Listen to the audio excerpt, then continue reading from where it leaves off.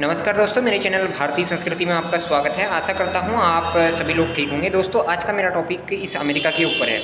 ये अमेरिका आज कुछ ऐसा ही कर रहा है जैसा एक टाइम पे ब्रिटिशर्स किया करते थे।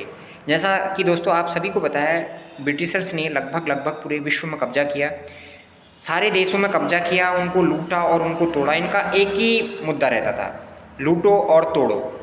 तो आज कुछ वैसा ही अमेरिका भी कर रहा है। और आप देख सकते हो दोस्तों कि जो ये अमेरिका है, ये पहले इसने वेनेजुला में कब्जा करने की कोशिश की, उसके बाद इसने वैसा ही कुछ ईरान में करने की कोशिश कर रहा था, परंतु ये वहाँ पे सफल नहीं हो पाया। आप सोच सकते हो कि अमेरिका और ईरान के बीच की जो डिस्टेंस है वो 11,000 किलोमीटर है। तो ये अमेरिका 11,000 किलोमीटर दूर क्या करने आया था?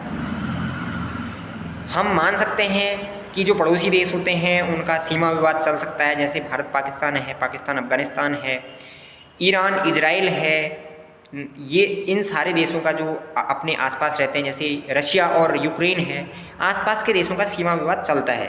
परंतु दोस्तों, मेरे को ये समझ में नहीं आता है कि ये अमेरिका 11,000 किलोमीटर दूर ईरान में क्या करने आ रहा है। तो मतलब आप समझ सकते हो कि इनकी कितनी तानाशाही है, कि ये अमेरिका क्या चाहता है। और ये चाहता है कि विश्व में अशांति फैले, जो पड़ोसी देश हैं वो लड़ें, जिससे इसके हथियार बिकें और इसको फ़ायदा हो। ये अमेरिका की जो इंडस्ट्री है दोस्तों, पूरी वॉर इंडस्ट्री पे, जो इकोनॉमी है वो और वॉर इंडस्ट्री पे टिकी हुई है। ये सबको, जैसे अभी यूक्रेन और रशिया का युद्ध चल रहा है, तो ये यूक्रेन को हथियार बेच रहा है और वहाँ से पैसे कमा रहा है।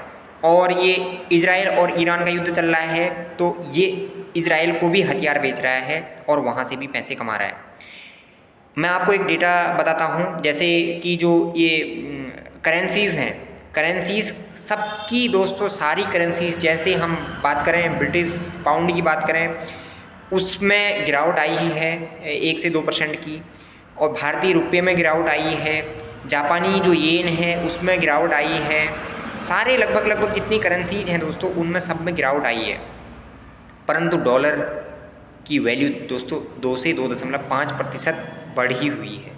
तो आप सोच सकते हो, इस जो ये डेटा है, इसके माध्यम से आप समझ सकते हो कि अमेरिका जानबूझ के चाहता है कि विश्व में अशांति फैले और विश्व के देश आपस में लड़ें, जिससे इसका ज़्यादा से ज़्यादा फ़ायदा हो सके।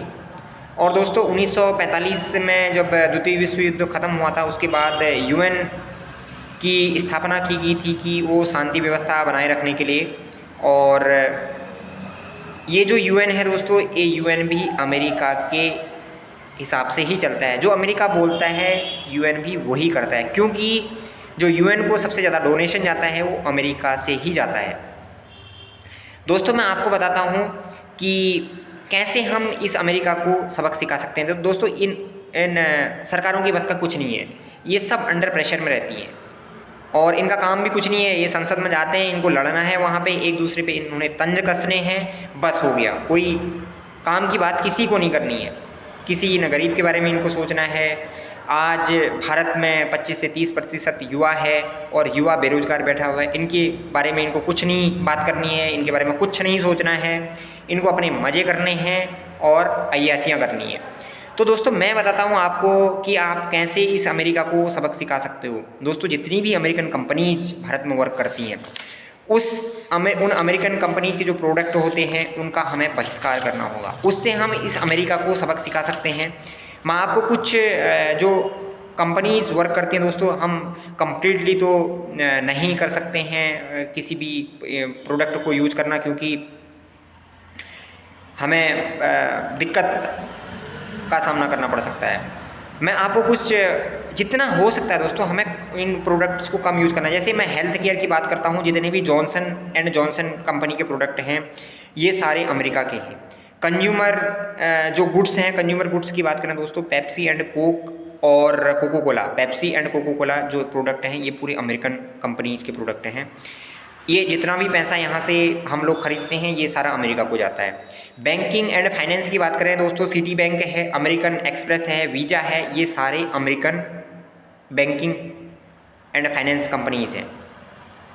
ऑटोमोटिव की बात करें दोस्तों एंड मैन्युफैक्चरिंग की बात करें, जनरल मोटर्स है और हार्ली डेविडसन, ये कंपनी अमेरिका की है।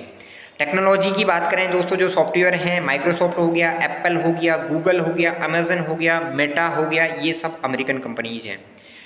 तो दोस्तों मैं ये नहीं कह रहा हूँ कि कम्प्लीटली इनको बंद कर दीजिए, क्योंकि कम्प्लीटली हम नहीं कर सकते हैं, क्योंकि हमारी सरकार ने देखो ये आईटी सेक्टर हमारा है, ये आईटी सेक्टर पता है ये क्या कर रहा है आज तक,